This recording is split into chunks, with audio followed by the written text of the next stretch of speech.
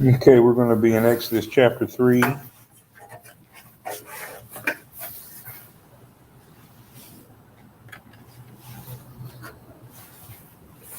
And we will begin in verse 13 when we give folks a little bit of a chance to log in. Sherry's right on the ball, ready to go.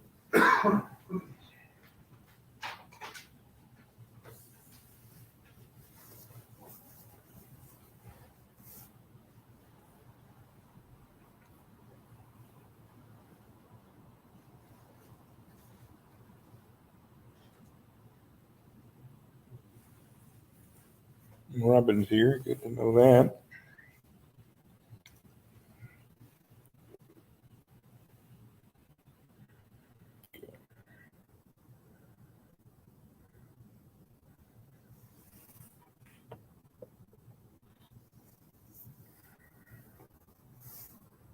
About 15 more seconds.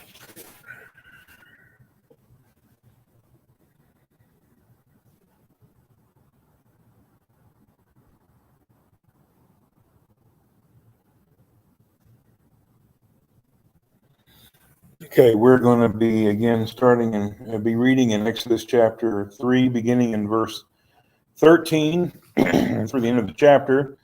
Then Moses said to God, "Behold, I am going to the sons of Israel, and I will say to them, the God of your fathers has sent me to you, that they may say to me, what is his name? What shall I say to them?" God said to Moses, "I am who I am." And he said, "Thus you shall say to the sons of Israel, I am has sent me to you." God furthermore said to Moses, "Thus you shall say to the sons of Israel, the Lord, the God of your fathers, the God of Abraham, the God of Isaac, and the God of Jacob has sent me to you. This is my name forever, and this is my memorial name to all generations. Go and gather the elders of Israel together and say to them, the Lord, the God of your fathers, the God of Abraham, Isaac, and Jacob, has appeared to me, saying, I am indeed concerned about you and what has been done to you in Egypt. So I said, I will bring you up out of the affliction of Egypt to the land of the Canaanite and to the Hittite and the Amorite and the Perizzite and the Hivite and the Jebusite, to a land flowing with milk and honey. They will pay heed to you to what you say, and you with the elders of Israel come to the king of Egypt, and you will say to him, the Lord, the God of the Hebrews, has met with us. So now please let us go 3 days' journey into the wilderness, that we may sacrifice to the Lord our God. But I know the king of Egypt will not permit you to go, except under compulsion. So I will stretch out my hand and strike Egypt with all of my miracles, which I shall do in the midst of it. And after that, he will let you go. I will grant this people favor in the sight of the Egyptians, and it shall be that when you go, you will not go empty-handed.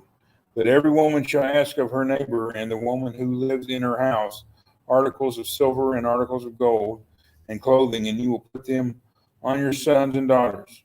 Thus you will plunder the Egyptians. Okay. I had a hard time reading it. This shirt is reflecting in the vertical stripes, is reflecting into the visor here, and I'm making it hard to read. What do we think about these last 19 verses of Exodus chapter 3? Hi, Nell.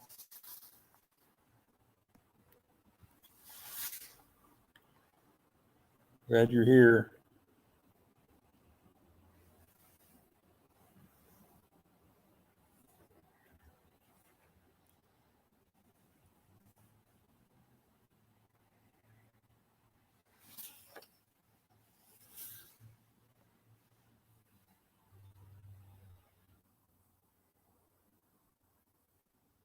Cold weather got everybody shut down, everybody hibernating.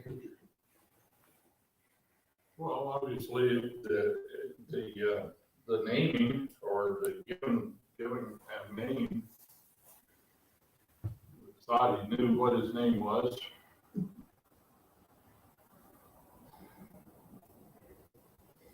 Is that I am mentioned anywhere else? It's translated there as I am. It's really kind of hard to translate. It's Yahweh, or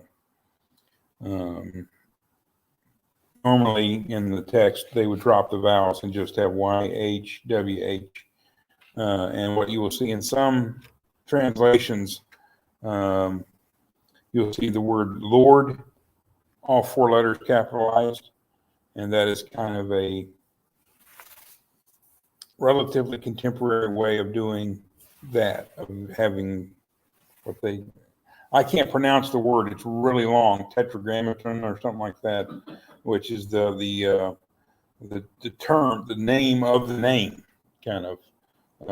And it is when they were not to take the Lord's name in vain, this is the name they were not supposed to take in vain. They have many names for God in the Old Testament, and basically,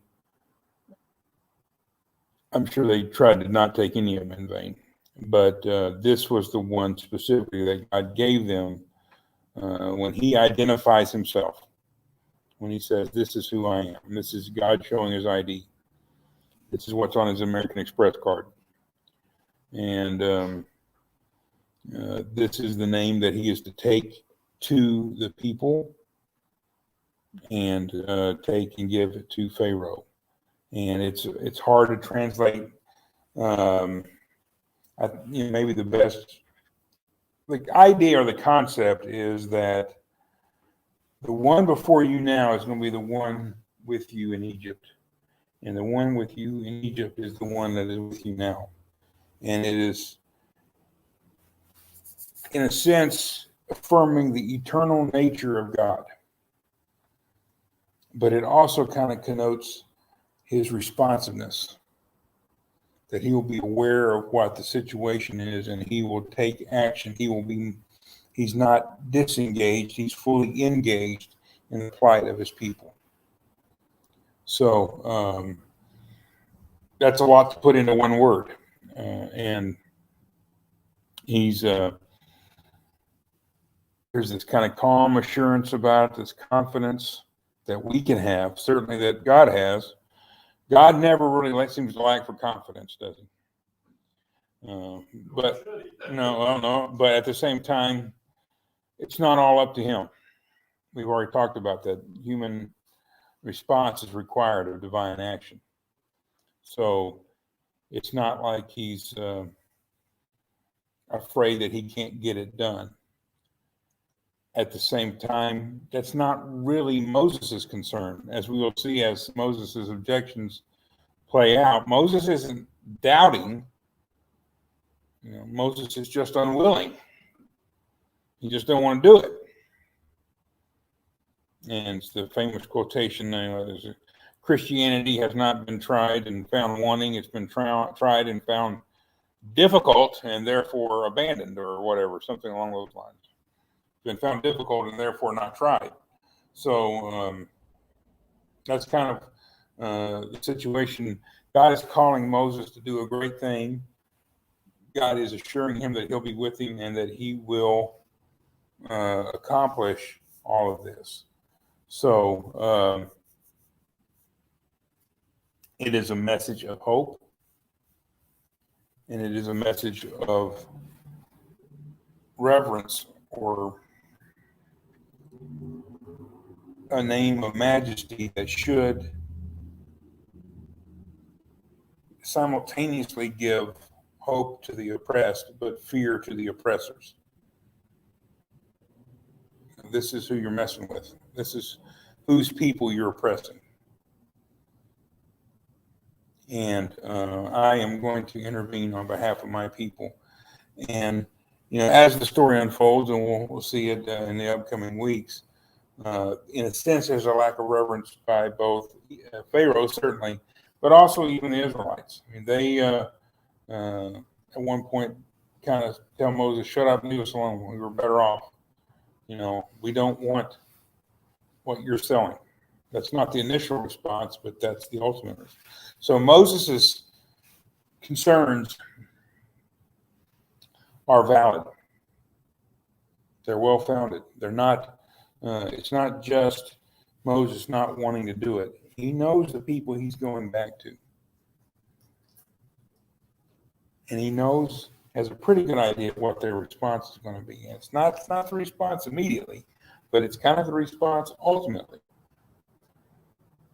And God has to overcome that, their reluctance, their concerns, their desire for kind of qualified blessing when God is trying to basically give them unqualified blessing, just total, I'm going to change everything. But to do it, he's going to bring about a lot of turmoil in the process. And they don't really want to go through all that. Any other thoughts?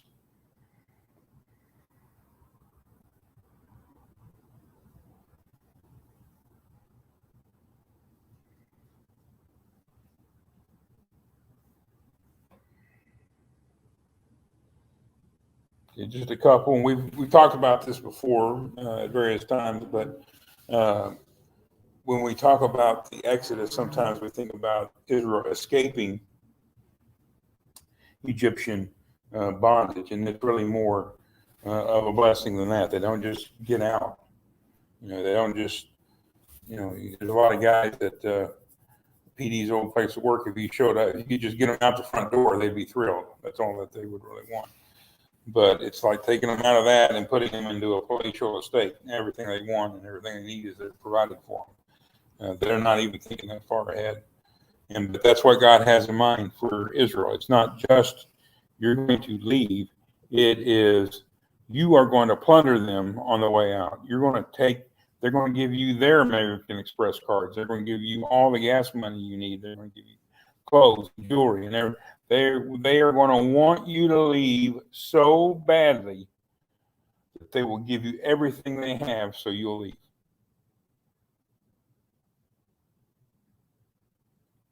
And that's the nature, the full measure. That's God pouring out this enormous blessing, not just some kind. I mean, if it was a military or political struggle, ultimately they could maybe get their emancipation. But that's not what's happening. This is a theological struggle. This is God versus God. This is the true and living God versus the God of Egypt. He's really just a man. So he doesn't really have any chance. When it's all said and done, the greatest empire on the earth is watching their wealth leave with a pack of former slaves. They have just totally gutted them financially. Hi, Marlene. Glad you're here. Which was just adding salt to the wound. Not only are they losing their slaves, but the slaves are taking all their wealth away from them. And what would make them willing to give them their wealth? You just killed their children.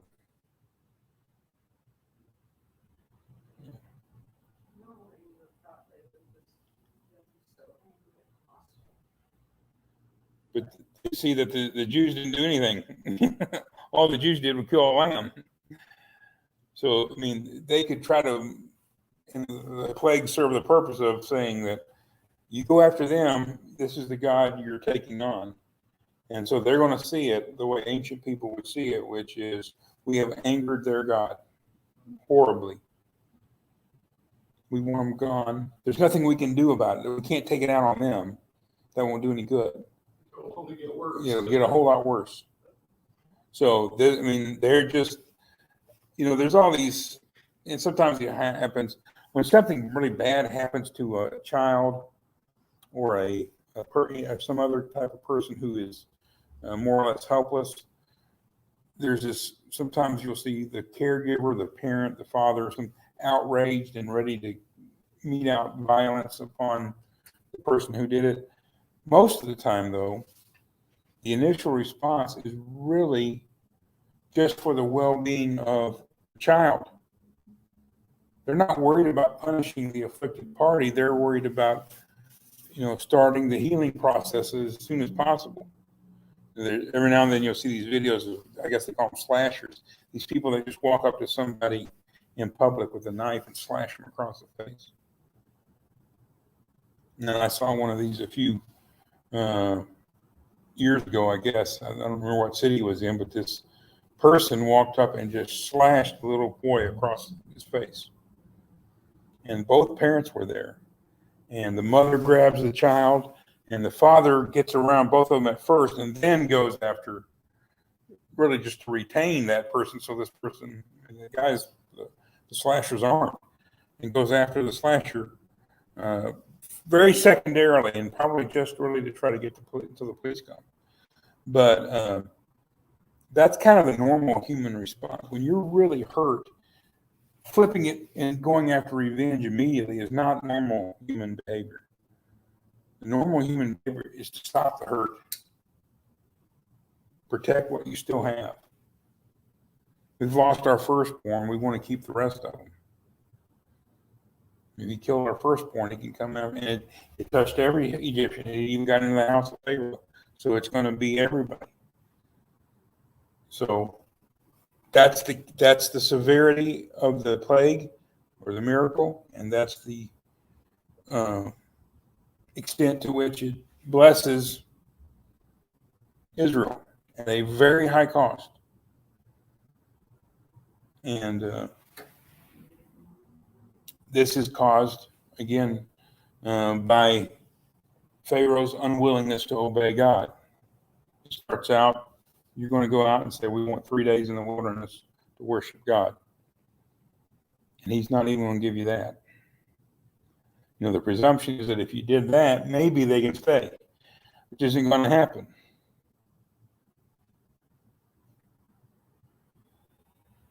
So the completion of the blessing of the miracle, the extent of the miracle and blessing of Israel comes at a very high cost, but it's a cost that accomplishes something that you could not accomplish any other way. There's no other way Egypt is going to not only push a reluctant group of fleeing slaves out of the country, but load them down with their wealth on the way out. How else can you accomplish that? Who would even think that? No, we would just want out, maybe. And that's not really what Israel even wanted was out. They just wanted it to get better. Just make our slavery a little more tolerable. So God is calling it, and it has to be a great God to have this vision and to be able to bring it to fruition. And just even the Exodus isn't the full measure of the blessing. Even that level of Exodus is not the full measure of blessing. They will ultimately be brought into this good and spacious land flowing with milk and honey. But guess what? There's already people living in that land. The Canaanite, the Hittite, the Amorite, the Perizzite, and the Hivite, and the Jebusite, they're all in the land. And they will, one way or another, mostly just kind of stay in the land. They will get dispossessed and they will get reduced, but ultimately, David is the one who kicks the Jebusites out of Jerusalem. So that's how long the Israelites have to deal with the previous occupants of the land. And we'll talk eventually, maybe talk a little bit about that. That wasn't the original purpose or intention, but it quickly kind of became the intention that God said, I want to use them. Yes, sir. Obviously, it should also be a lesson to us, but the Israelites at the time, the Hebrews should have known, should have seen God's power along the way and realized, man, if he did all of this, what we got, he just,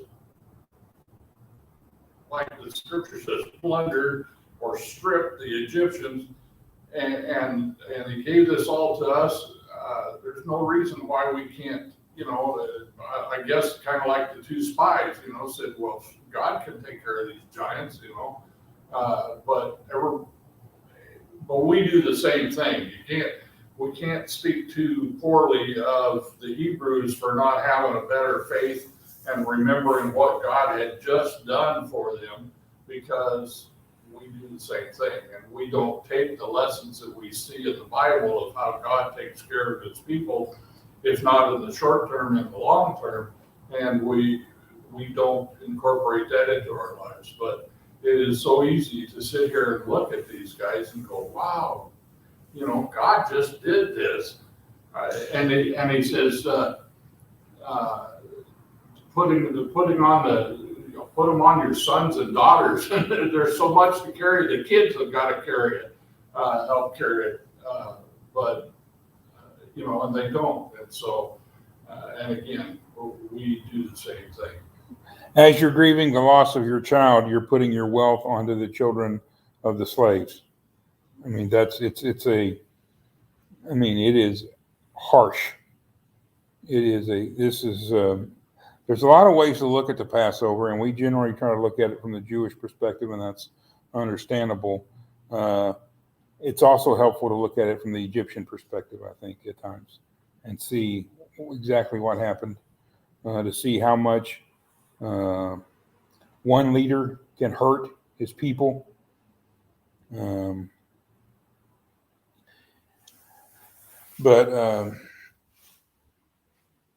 you're right. I mean, I think, the human default is to remember what is happening lately, what has most recently occurred. I have this little theory about contractors, and if there's any tuning in, I don't mean this personally towards any contractor, but it's been my experience, and I have very limited experience dealing with them, but they seem to be most loyal, not to who has paid them the most, but who has paid them the most recently. If they just got a check from you, they're working on your job. Then they get a check from somebody else to do another job, and, well, I got to put yours on hold for a while when I go to do, and then they get another check from somebody else, and then eventually they come back around. When nobody's paid them for a while, they come back, and that's been my experience with it.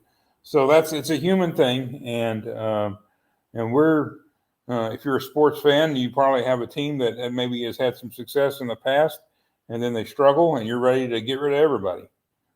And so you don't. It is kind of, we're short-term memory people, and once it gets a little bit, distant in our rearview mirror, we forget it pretty quickly. What have you done for me lately? Yes.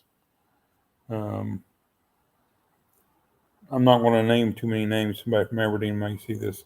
There was a guy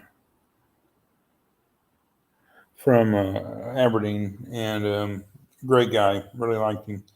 But I think maybe it was my first or second year there. The Mariners won more games during the regular season than any baseball team had ever won. They set the record for wins in the regular season. They didn't do well in the playoffs, but during the season they had won like 116 games or something. I mean, it was just unprecedented. And there was this one guy there at church at the end of the season said their manager at the time was Lou Piniella, and he said, "Well, they need to get rid of Piniella. He's terrible. They just won more games than any team has ever won in a season, and he's wanting to fire the manager." That's kind of how fickle human beings can be sometimes. And that guy wasn't a fickle person, but boy, he didn't like Piniella for whatever reason. Piniella couldn't win him over, no matter what he did. We do have kind of a short term. We have our own agendas that once if something happens that's not really according to our agenda, even if it's a great thing, we kind of want to bring it right back to our agenda. And okay, you won the most games anybody's ever won in the season, but I wanted you to win the World Series, and you didn't do that. And that's I guess a fair perspective. If you're a fan, you get to have whatever. Fan is short for fanatic, so whatever your expectations are yours. I guess you get it right to them. So, but just kind of in closing about the claims of the land, Israel is aware, and it's reflected in these books, that their occupation of the land is going to be scrutinized by history. The people are going to go back and look at it and say, why are you in the land of the Canaanite and the Hivite and the Perizzite, etc.? Why are you in this land? All these other people did it. All these other people built it up. You're going to go into the land and you're going to eat from vineyards you didn't plant. You're going to drink from cisterns you didn't dig. What right do you have to the land? And their right is going to certainly go back to the story of Abraham buying land there, but also the promise of God, and that God is giving them this land. This is why we're here. God gave it to us. And he knew you were here when he gave it to us. That's designed to shut down any argumentation that you don't really have a right to the land. Well, guess what? Those people's descendants can come up with their own. God wanted us to have the land. They have their own claim to it. And as we see, they're still fighting it out, although these many years later. But this is as much a political statement as it is anything else. It's very much as it is a historical statement. It is a political statement saying we have a right to this land. And a lot of the Old Testament is politicized. It is Israel's statement to the world, making their case, their record for what benefits them. And that's fine. That's what all nations do. But they're linking it directly to God. God gave us this land. So that's the story. And as Christians, this is the story we have, isn't it? We can't ignore secular history, but all histories get filtered. All histories come through some decision-making process as to how they're put forward. There is no such thing as objective history. It all gets filtered. There's the old saying, history is written by the winners. Everything but the American Civil War, which is almost exclusively written by the losers. I mean, the Southerners are the one who written almost everything about the American Civil War. And, of course, they do it in a way designed to make them look good as best they can. That's what people do. So this is a difficult situation. What they're going into is difficult. To take land away from people is a hard argument to sell to history. Does that sound familiar to anyone right now? I'm not saying that we don't have answers, and I'm not commenting on the process or the result, but it's something you will ultimately have to give an answer for. And people will likely not find your answer all that convincing. It is convincing to them, and it is convincing to us as spiritual heirs of these people. Not biological heirs, but spiritual heirs. That God had this calling for Israel. And it was a reward for their suffering, endurance, and remaining faithful during suffering, but also judgment upon all these other people too, because they were evil. So, do you have something, Thelma? Okay. Well, I was scratching my head, but I was thinking about, when you was talking about Jehovah saying, I am, it was also, to me, expressing the omniscience of God, of how powerful, all powerful, and all that. He could just do anything. And then with the plagues and all that, he was exhibiting it. He was showing who the God of Israel was. And he's putting forth his identity to an unbelieving people, an unbelieving, and it's not unbelieving and unwilling. If Moses is unwilling, so is Pharaoh. Even if they believe, at some point you have to want to obey. You may believe, and obedience does not inherently flow from belief. And at some point Pharaoh has to believe before that last plague. How many things did it take 10 times? But Pharaoh he's done what people do a lot in argumentation, which is they build up such a strong argument around something. And in our case, perhaps over many, many years in our lives, that they can never leave that point.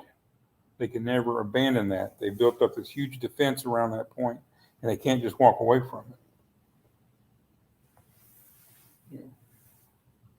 And I think we, not naming anybody personally, but maybe me personally, when you've made these kind of arguments, and maybe you have alienated friends and family with them, and then you find out maybe they're wrong, or there's at least another way of looking at it. It can be very humiliating for the prospect of walking away from them. If you're humble, you'll never be humiliated, but we're not always humble. We're proud, we're arrogant people. And we feel like we have God on our side. And if God is on our side, what my brother-in-law thinks at Thanksgiving dinner is irrelevant. I can say anything I want to him, So we have had these types of disputes over time. We've made these confident assertions that ultimately are not supported. They're just what we've heard all our lives, perhaps, from other people. How many times have you said, this is in the Bible, and then you go try to find it in the Bible, and it's nowhere to be found in the Bible? God forgot to put it in the Bible he gave me. It's frustrating. It should be humbling. And the Bible, the commandments of God are hard enough to follow, and we don't need to add to them. And we see, Israel is making their case too. This is the Word of God. I'm not trying to say it's not the Word of God, but that doesn't mean Israel isn't making its case. Okay, what time is it? Well, we'll go ahead and read it and maybe talk about it a little bit. The first 9 verses of chapter 4. Then Moses said, what if they will not believe me or listen to me? Listen to what I say, for they may say the Lord has not appeared to you. Then the Lord said to him, what is that in your hand? And he said, a staff. Then he said, throw it on the ground. So he threw it on the ground, and it became a serpent, and Moses fled from it. But the Lord said to Moses, stretch out your hand and grasp it by its tail. So he stretched out his hand and caught it, and it became a staff in his hand. That they may believe that the Lord, the God of the fathers, the God of Abraham, the God of Isaac, and the God of Jacob, has appeared to you. The Lord furthermore said to him, now put your hand into your bosom. So he put his hand into his bosom, and when he took it out, behold, his hand was leprous like snow. And then he said, put your hand into your bosom again. So he put his hand into his bosom again, and when he took it out of his bosom, behold, it was restored like the rest of his flesh. If they will not believe you, or heed to witness of the first sign, they may believe the witness of the last sign. But if they will not believe even these 2 signs, or heed what you say, then you shall take some water from the Nile and pour it out on the dry ground, and the water which you take from the Nile will become blood on the ground. Okay.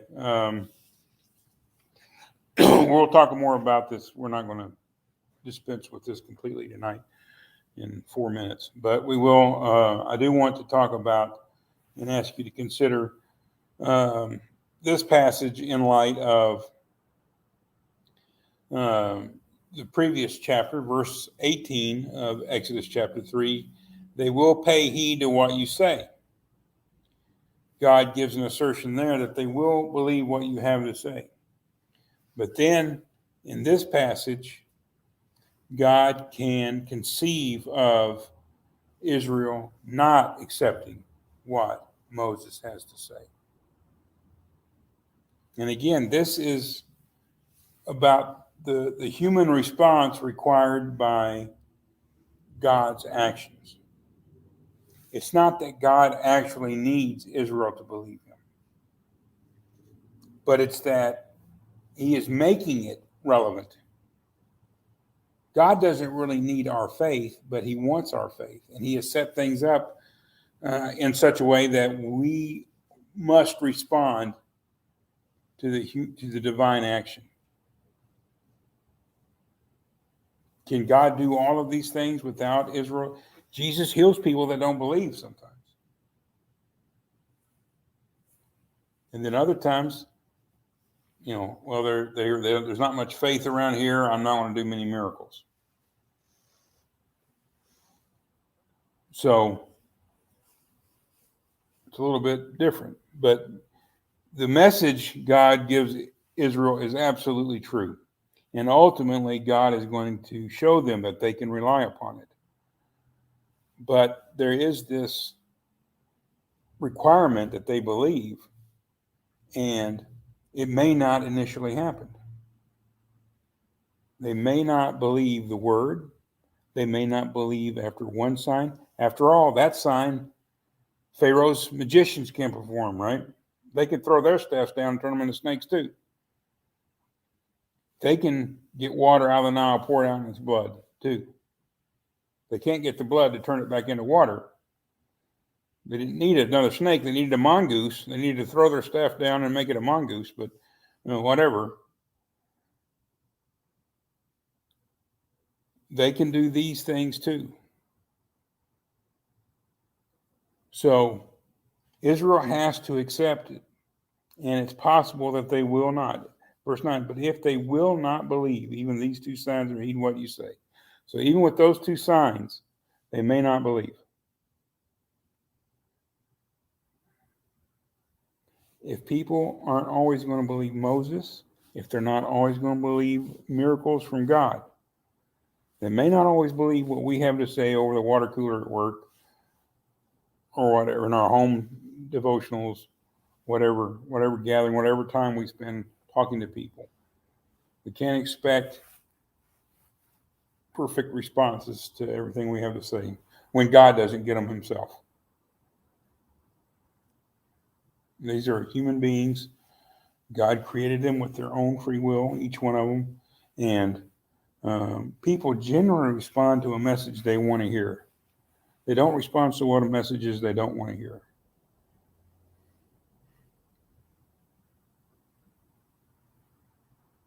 So we'll get back into this some more. But it is, kind of think about that God says it's not, it could be read as an inconsistency.